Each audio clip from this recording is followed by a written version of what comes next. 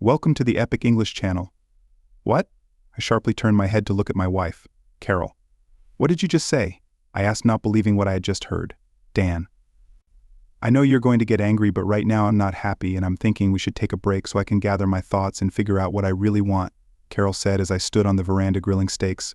My friend Karin has a spare room and she said I can stay with her for a while. When were you planning to tell me this, Carol, or were you just going to leave a note on my pillow tonight?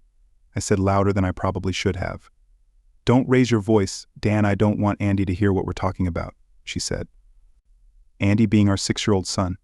I knew you'd react like this, which is why I didn't bring it up until now. In other words, you've already decided to leave. Are you going to tell Andy yourself, or are you leaving that for me to handle after you're gone? I asked sarcastically. I'll tell him tonight before he goes to bed, she replied. This isn't forever, you know.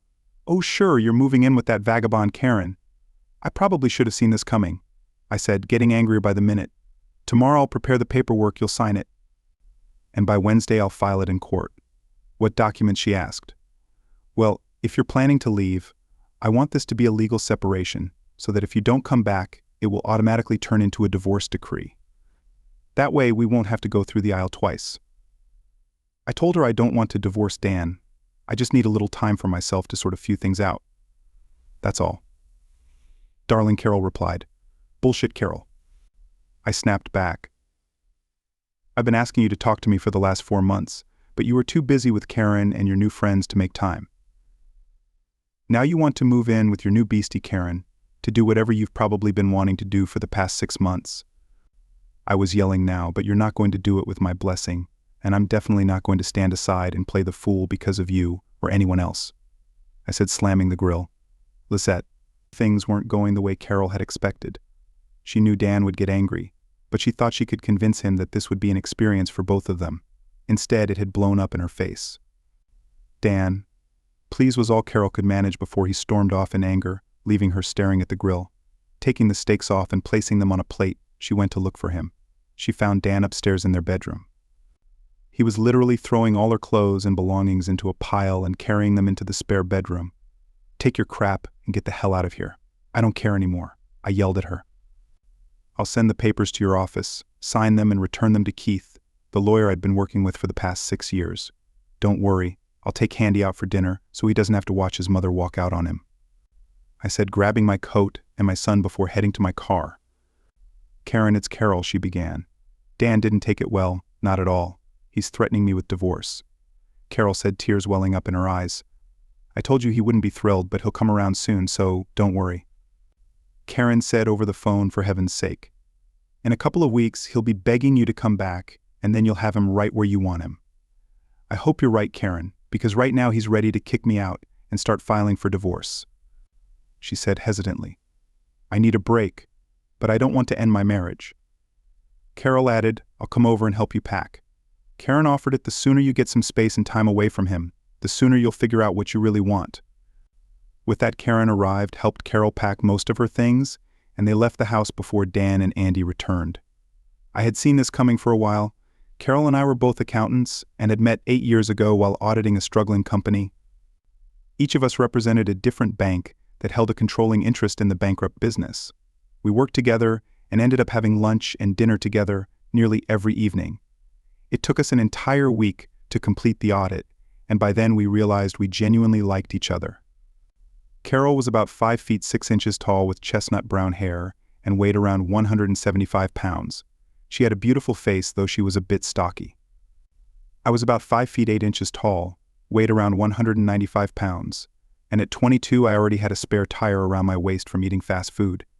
Every day we were made for each other. For months later we got married, and 8 months after that, Carol found out she was pregnant. Carol had a difficult pregnancy, spending the last 5 months bedridden, which caused her to gain a lot of weight. By the time she gave birth to Andy, she had ballooned to nearly 250 pounds. I, however, never said a word about it.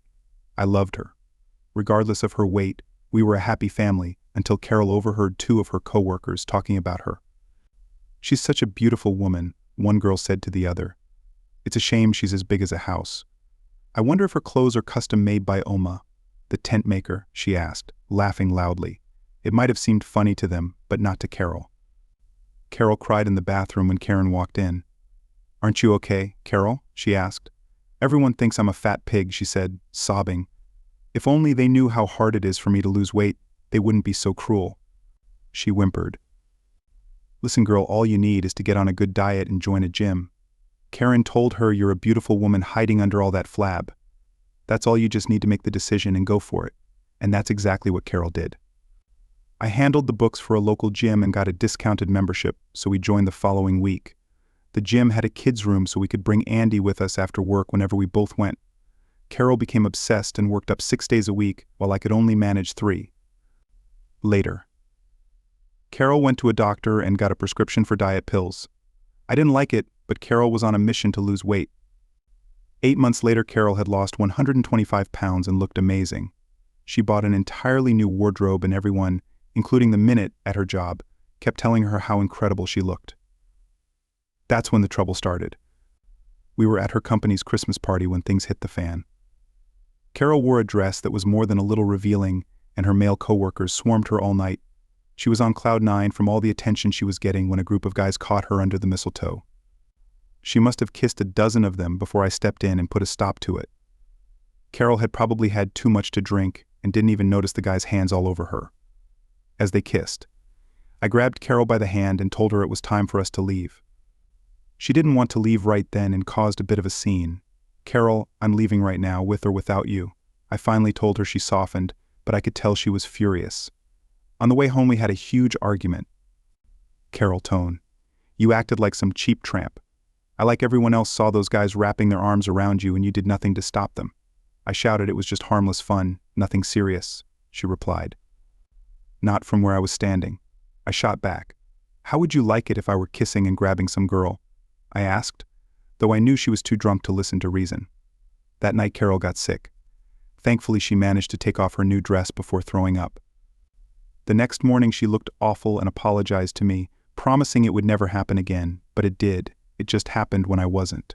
Around the next time, Carol started staying out after work on Wednesdays for girls' night. There were 7 women, some merry, some not, who stopped by Tony's bar after work to have a few drinks. At first, she was supposed to be home by 6:30, but soon it stretched to 7:30 and eventually almost 9 p.m. When Carol came home, Andy was already in bed, and I was not in the best mood when we first got married. We were as passionate as teenagers and couldn't get enough of each other. Now, it seemed like if we were intimate once a week, it would be considered frequent. One thing was certain: every Wednesday evening when Carol came home, she seemed energized and eager, and tonight was no exception. Neither of us had much experience in that department when we got married, and at first we were a bit hesitant to try anything new. Over time, we learned from each other what we liked and gradually added a few adventurous things to our routine. Lately, though, every week when Carol came home, she seemed interested in something new and exciting, leaving me wondering where she was getting these ideas when we got married. Carol wasn't particularly skilled in some areas, but with time we both grew more comfortable. Tonight she came out of the bathroom, looked at me with a mischievous smile, and made a playful comment. She had a bit more to drink than usual and came home later than expected, but she had a way of lightening the mood and drawing me in. Moments later, she was by my side, making it clear she wanted to reconnect in her own way. Though the details don't matter, it was clear Carol had grown in confidence over the years, which added a certain spark to our relationship.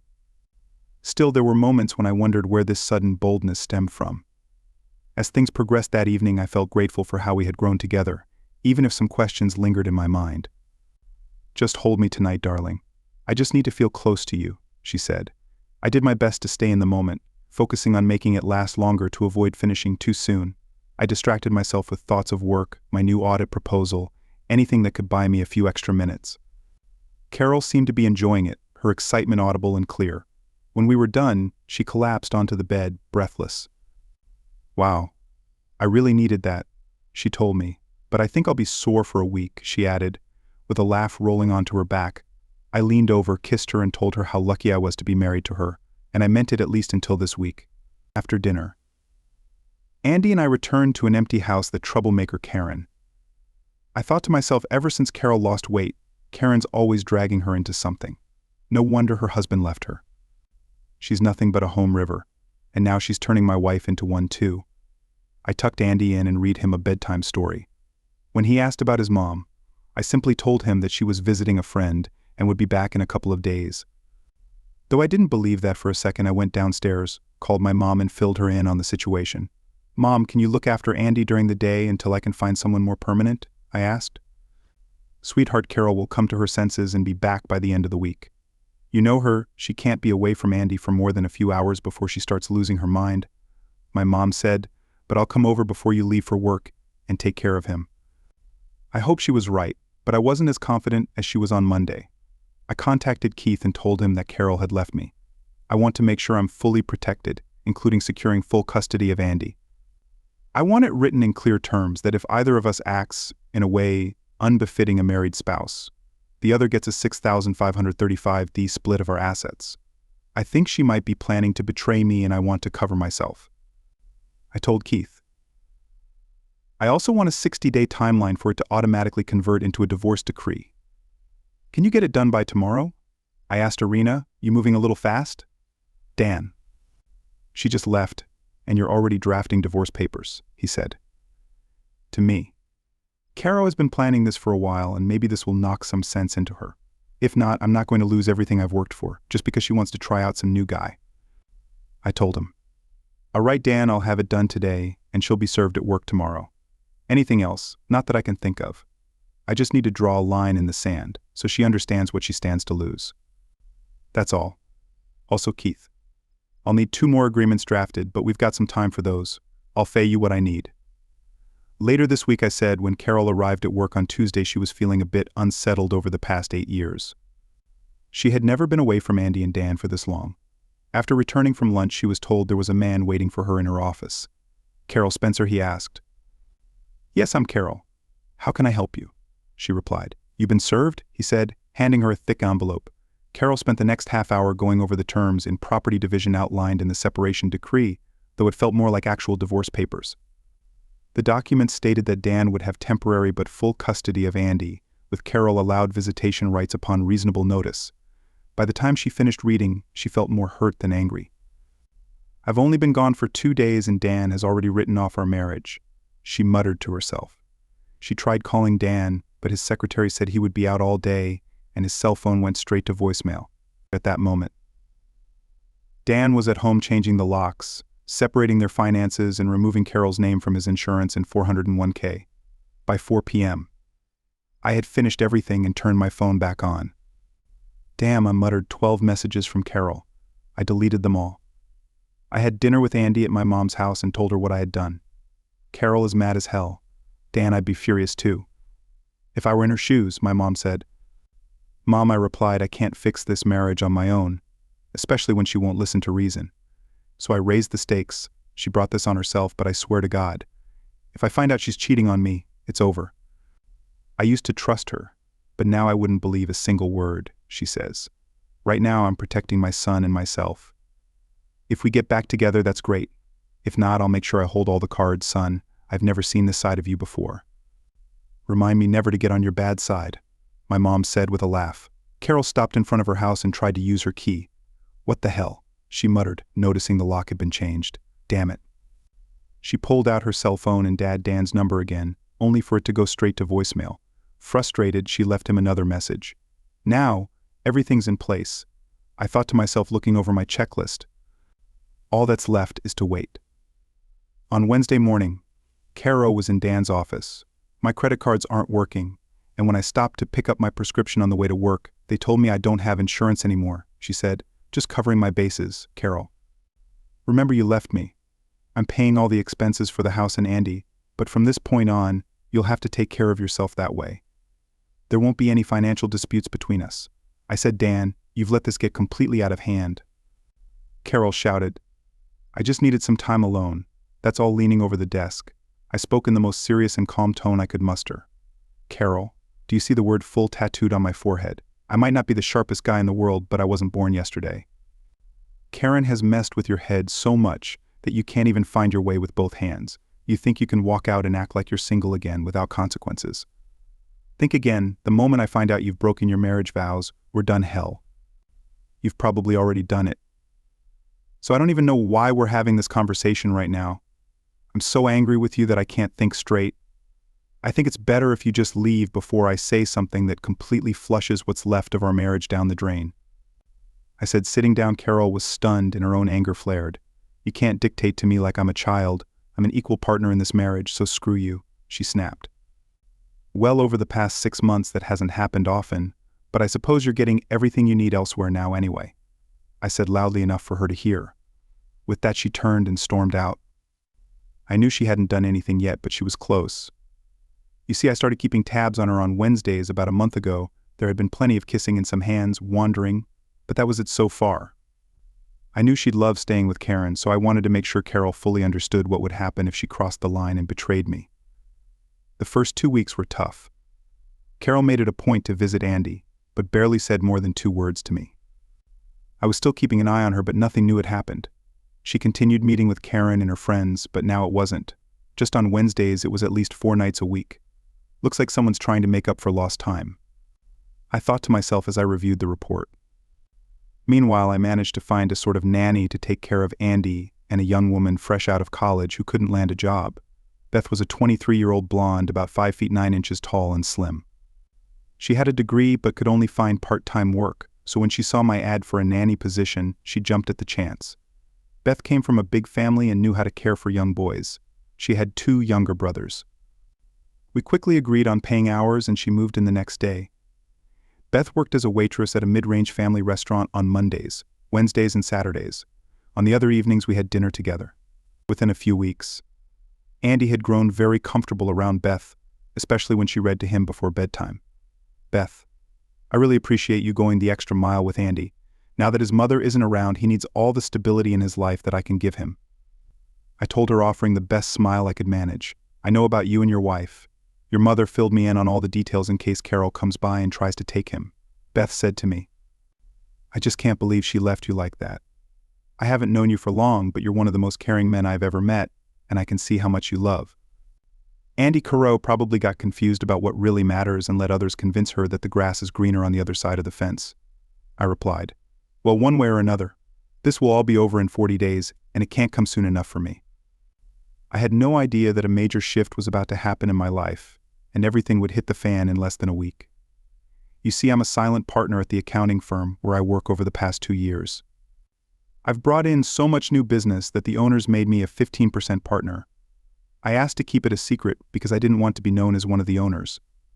This allowed me to get a genuine sense of what the employees thought about the company and how it was being run.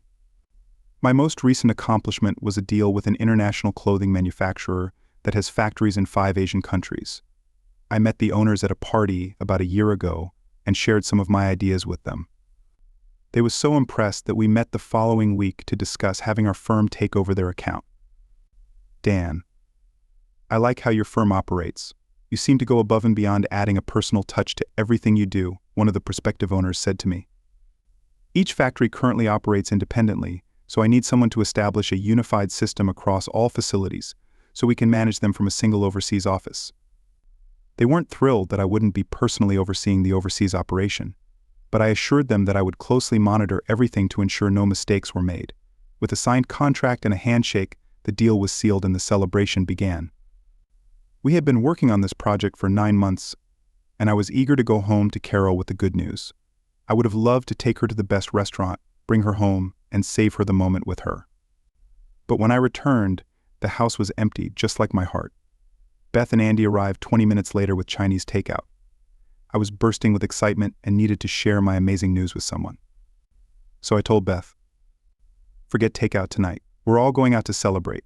I told her, put on your best dress because we're stepping out in style. My bosses had reserved a table at the finest restaurant in town for 8 p.m. and sent a limousine to pick us up at 7:30, so we had to hurry. I shaved, took a shower, and got dressed. I told Beth I'd get Andy ready so she had more time. By 7:15, Andy and I were dressed and ready to go. Then I saw Beth coming down the stairs. I hope you don't mind. I didn't have anything fancy to wear, so I found one of your wife's dresses that fit me, she explained.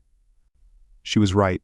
It fit her perfectly like a silk glove, but it was a bit short since she was much taller than Carol. Do you think it looks okay? You look amazing, Beth. I said my YL practically on the floor as the doorbell rang. The 3 of us were seated in the back of the limo, just as Carol was driving down our street. What the hell was all she could say as she watched us climb into the limousine. I wonder what's going on, she thought, turning her car around to follow us. She watched as we stepped out of the limo and walked into the restaurant. That bastard, he's taking them to the nicest place in town, and when I wanted to go before he said, we couldn't afford it, she blurted out. And who the hell was that woman in my dress? We had a wonderful night. I was the guest of honor and we ate and drank to our hearts. Content. It was Beth who finally told me it was time to leave since Andy was exhausted and it was well past his bedtime. You're right, we'd better head out or we'll never wake him up for school. In the morning I thanked everyone for the dinner, but as they shook my hand, I noticed their gazes drifting past me to Beth, and not just the man tonight. Beth looked stunning and all the women were eyeing her with envy. They'd all heard the story of how Carol had left to find herself, and it seemed they were smirking to themselves, thinking Dan wasn't wasting any time finding a replacement. The ride home was quiet because Andy fell asleep as soon as we got into the limo. When we arrived, I carried him upstairs, changed him into his pajamas and topped him into bed, kissing his forehead. Good night. I came back downstairs, still in my tuxedo, and found Beth sitting at the kitchen table enjoying a glass of wine. I want to thank you for tonight. You didn't have to bring me along, she said with a smile. How could I leave your ear alone tonight? Besides, I truly enjoy your company. Beth, I said as I poured myself a glass of wine, I hope you weren't too bored sitting with a bunch of accountants. On the contrary, I never realized your work could be so interesting and everyone who seems to really admire you, including me, she said with a gentle smile, you make me feel like part of your family, even though I'm just a nanny. Calm down my heart and damn it. I wish my arousal wasn't so obvious. I thought trying to hide my reaction from Beth. It had been a long time since I'd experienced genuine intimacy with a woman. The last few times with Carol had been frustrating. While the idea of taking Beth to my bedroom was tempting, I also knew that I was still married and intended to remain faithful to Carol, no matter what. Tonight was magical and my head is spinning with thoughts of what I'd like to do right now. But to my dismay, that's not happening tonight. I told her, maybe if things were different, but they're not. So I need to take a cold shower and get to bed, I added, giving Beth a kiss on the cheek as she hugged me at 2 a.m. I felt Beth climbing into my bed from the warmth of her body. I could tell she was naked. I started to say something, but she placed a finger on my lips. I know nothing can happen tonight. I just want to be close to you. That's all she whispered, wrapping her arms around me. The next morning I woke up alone. I found Beth downstairs, dressed and cooking breakfast for the 3 of us. No one said a word about the night before. Kerr was furious. Here I am trying to figure out what I want in life with Dan, and he's already tossed me aside and found some tramp, she said, slamming her hand on the table. She made the mistake of mentioning this to Karin, who told her that all husbands cheat on their wives and that they should go out tonight to celebrate her newfound freedom. Carol didn't feel like going out or celebrating that night. She really wanted to talk to Dan, but he was always at some damn meeting. Carol and the group met at Tony's again, and as usual the place was packed. After a couple of drinks, most of their group headed home, but not Carol and Karin. A couple of attractive guys had made their move and Karin was already kissing one of them. The other guy had his hands on Carol as they danced, and when a slow song started, she melted into his arms.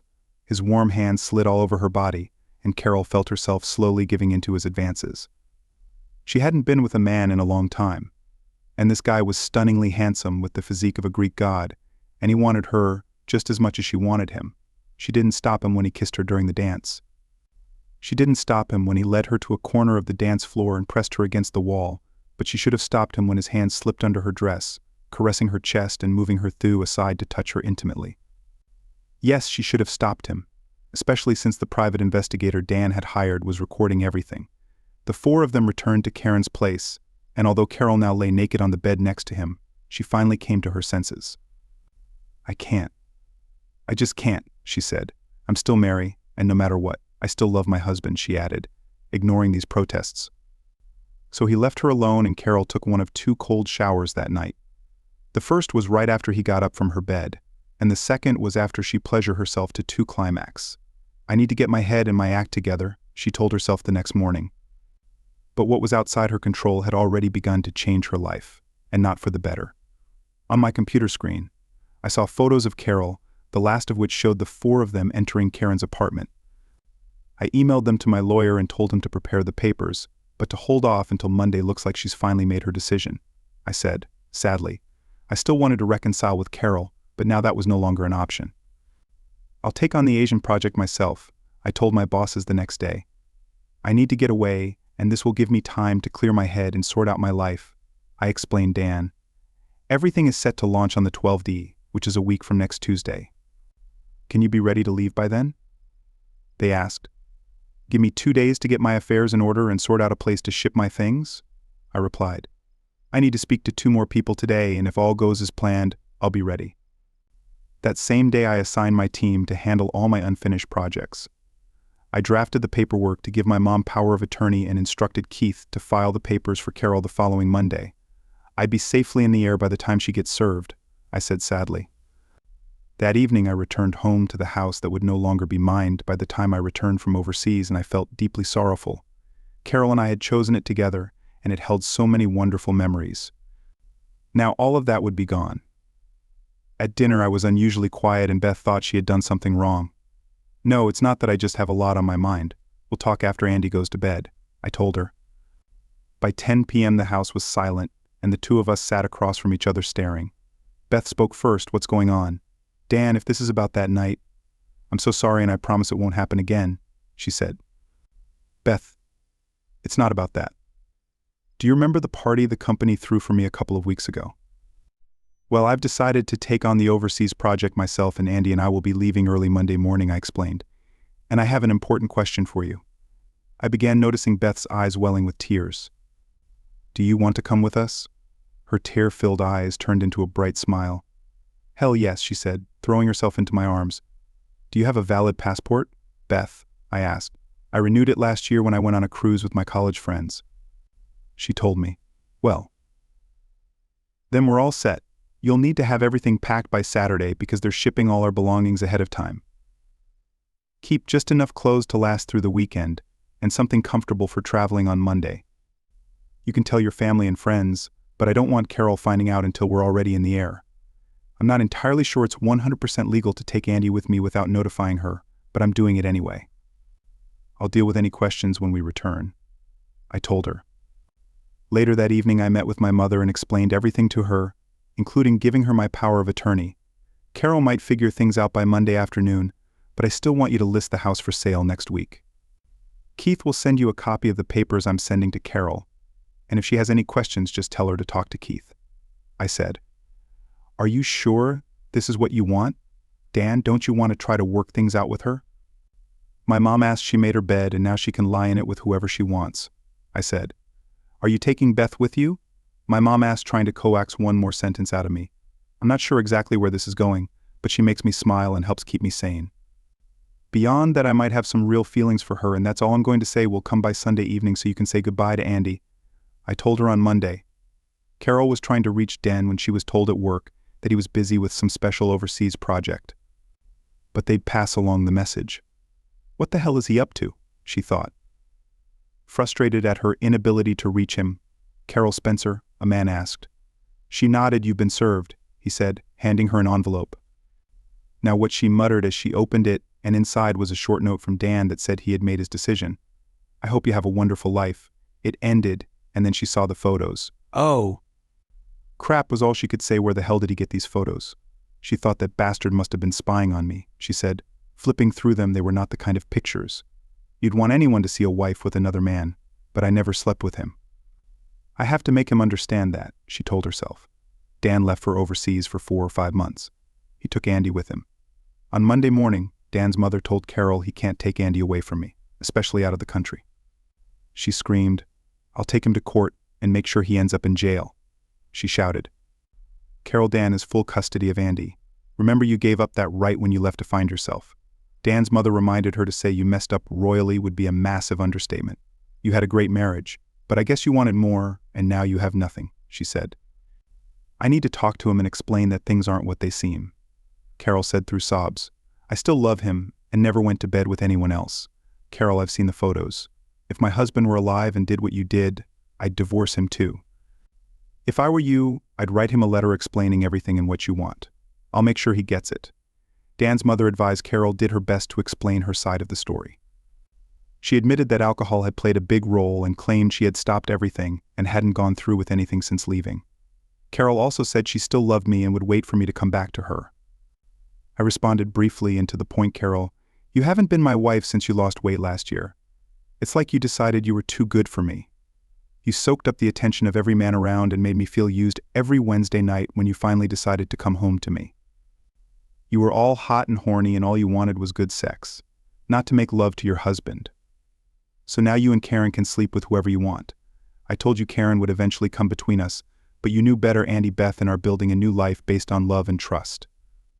You can see Andy anytime. Just get a webcam for your computer and I'll help set it up. Sign the papers because Mom is putting the house on the market this week. There's no chance we'll ever be together again, so don't expect me to change my mind. I hope you finally got what you were looking for, Carol, and that you're happy, though I never wanted this to happen. Carol knew Dan was right. She had been a fool listening to all her so-called friends who claimed to know what they were talking about, probably why they were all divorced themselves. She was ready to fight until she received Dan's letter and finally signed the papers. The irony was that 6 months later, Carol was back to the 175 pounds she had started with 2 years ago, but by then she no longer had Dan. I was happy the work was a bit challenging due to the language barrier, but I managed. Andy picked up a few words here and there and somehow communicated with the local kids. He played with Beth, took care of Andy, and organized our free time, deciding what to see and do. She described it as creating our own little adventure. I still remember the night a few months ago. It was shortly after we arrived in the country and we were all feeling a bit tense.